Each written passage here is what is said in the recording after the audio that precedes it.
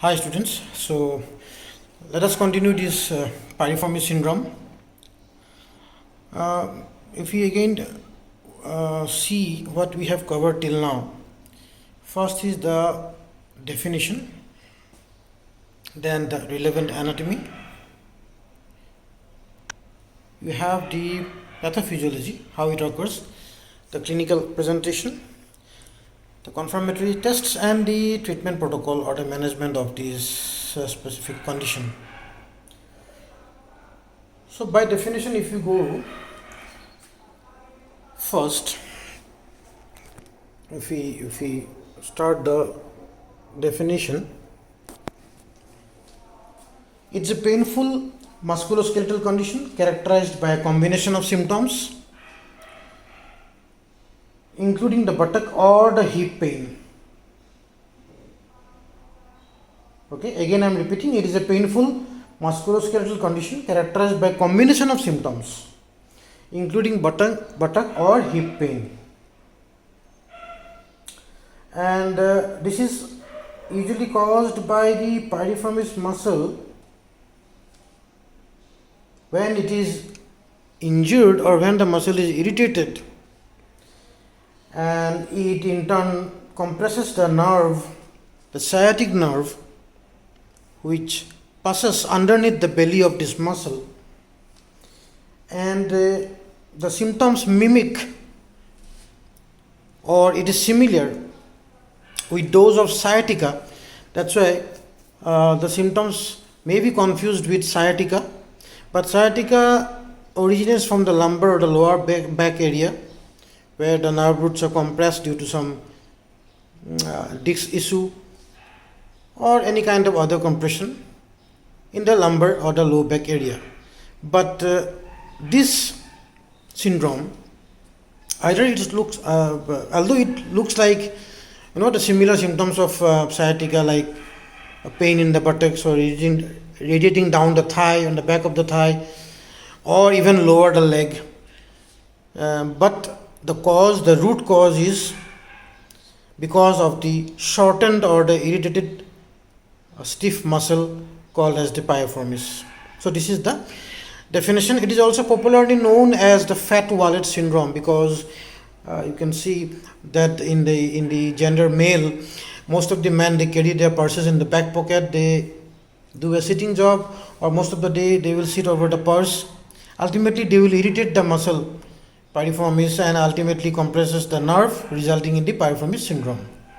So let us now look to the second point, that is the anatomy. The muscle originates from the pelvic surface of the sacral segments S2 to S4 in the region between the lateral to the anterior sacral foramina, the sacroiliac joint, then the sacroiliac ligament, and occasionally the anterior surface of the sacrotuberous ligament. So basically it originates from the pelvic surface of the sacral segments S2 to S4, and it passes through the greater sciatic notch and inserts onto the greater trochanter of the femur. It inserts into the greater trochanter of the femur. So the primary function of this muscle is involved with external rotation, then abduction and partial extension of the hip, and for this the muscle is fully responsible for resulting this syndrome when it gets stiff or shortened or there is spasm in the muscle. So what happens actually when these muscles get shortened or stiff or spasm? once the muscle gets shortened, it will compress the sciatic nerve which exits just below the belly of the muscle. But anatomically and congenital variations may exist. That is, in most of the patients, you can say the normal phenomena is the nerve passes beneath the belly of the muscle, but in 15% of the cadaveric experiment or the cadaveric exploration, we have seen that the sciatic nerve sometimes passes through the muscle, it splits between the muscle, or sometimes above the muscle. So the persons who have this kind of percentage, that is the nerve passes through the muscle, those persons have a greater tendency of this syndrome known as this Piriformis syndrome. So we have also covered the pathophysiology. Any trauma, any macro trauma, any micro trauma, any secondary injury to the muscle may result or irritate the muscle or make the muscle short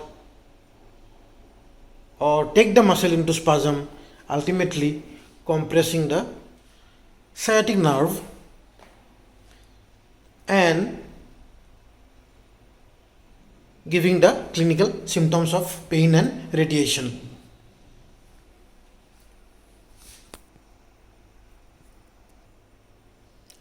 Okay, coming to the clinical presentation, patients with Piriformis syndrome have symptoms that typically consist of persistent and radiating low back pain, chronic buttock pain, numbness, paresthesia, difficulty with walking and other functional activities such as pain with sitting, squatting, standing, with bowel movements,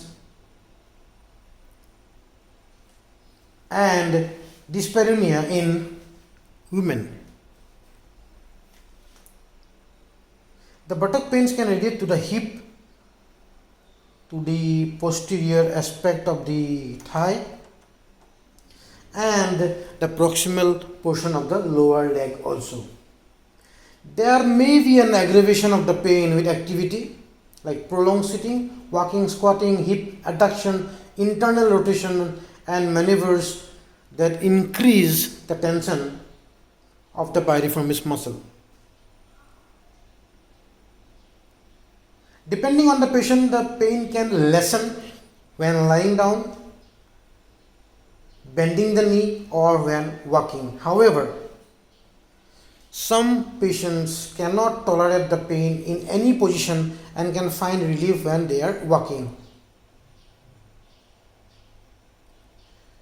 The specific conditions that may contribute to piriformis syndrome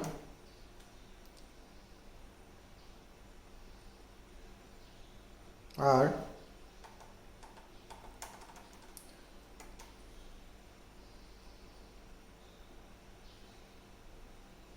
myofascial referred pain from trigger points in the piriformis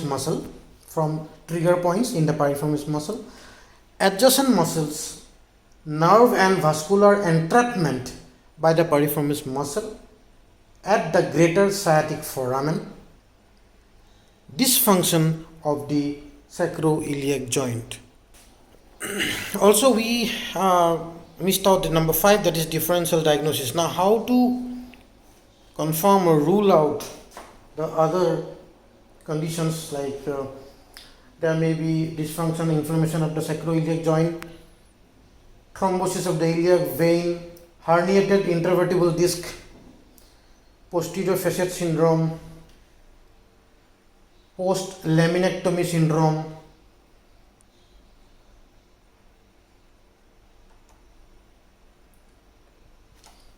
undiagnosed renal stones, lumbosacral radiculopathies, osteoarthritis of the lumbosacral spine, sacroiliac joint syndrome, degenerative disc disease, compressive fractures. So these are some of the differential diagnosis.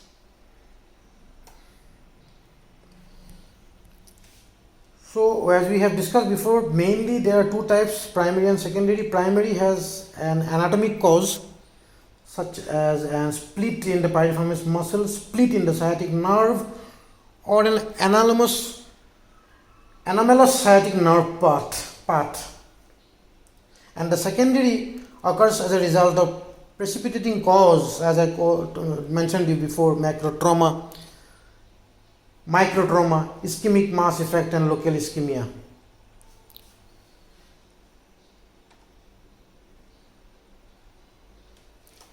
In regards to investigations,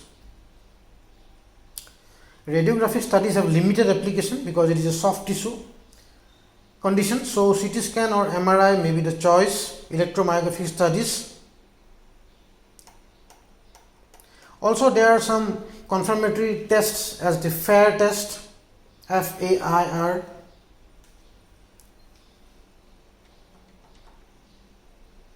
While on examination, a complete neurological history and physical assessment of the patient is essential.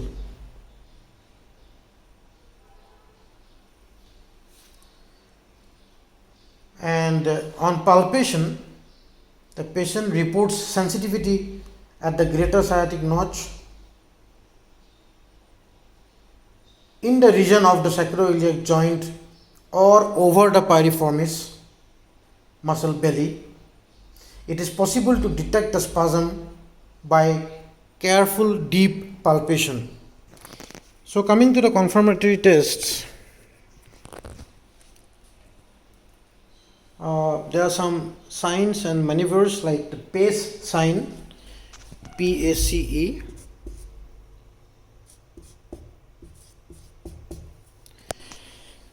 Now the PACE sign consists of pain and weakness by resisted abduction and external rotation of the hip in a sitting position. It consists of pain and weakness by resisted abduction and external rotation of the hip. Also, another sign is Freiberg sign. Freiberg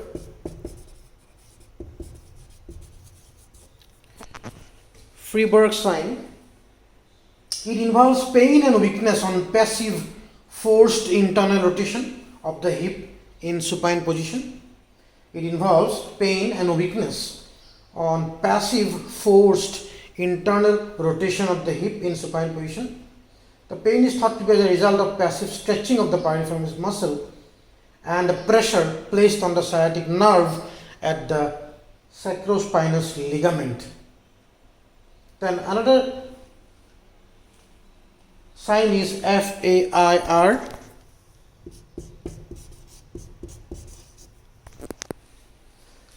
That is painful flexion, adduction, internal rotation. Painful flexion, adduction, ADT, adduction, internal rotation.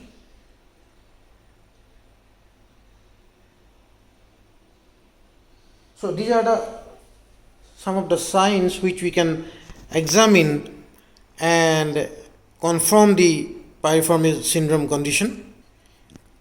So finally, coming to the treatment or the management of this particular condition, it includes pharmacological agents like NSAIDs, muscle relaxants, and physical therapy, lifestyle modifications, injections of local anesthetics, steroids, botulinum toxin into the muscle, and it can be serving both diagnostic as well as therapeutic purposes.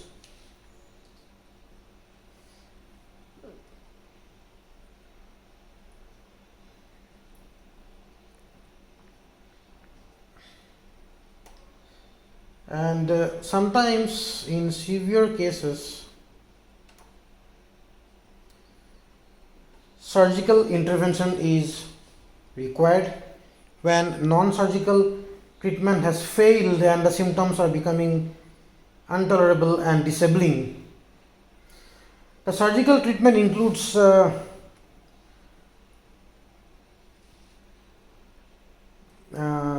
release with the tenotomy of the piriformis tendon to relieve the nerve from the pressure of the tense muscle, which results in immediate pain relief as reported in different studies. So once again I repeat, the surgical release with tenotomy of the piriformis tendon, that is splitting the tendon, and to relieve the nerve from the pressure of the tense muscle.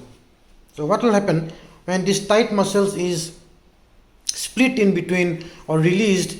It will immediately the pressure will be decompressed. The pressure which was there from the tight muscle on the nerve, it will be released and there is immediate pain relief.